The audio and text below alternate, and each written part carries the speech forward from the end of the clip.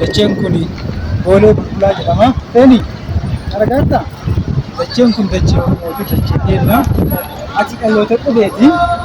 Dhaloonni qubee kun biyya kana abdii boruuti. Biyya kana situ dhaala. Akkuma argaa jirtu dacheen kun boolee bulbulaa jedhama. Dachee kana namni to'atu, namni hoogganu si dhageettee dacheen kun dachee Oromooti. Situ hoogganaa, biyyi kun kan keetii, yoo toltis ittiin faarfama. Kanaaf ati dhaloota qubeetii biyyi bareedu akkitee hin qorraami. Eenyu jedhamti? Maqaan kee itti himatu maqaa kee. Eenyu maqaan kee? Feeneeti. Akkasii kanaaf imaanaadha. Dhaloota dhaabbatinaa. Dhaloonni qubeedhaa. Biyya kana isaanii qabaa. Kanaaf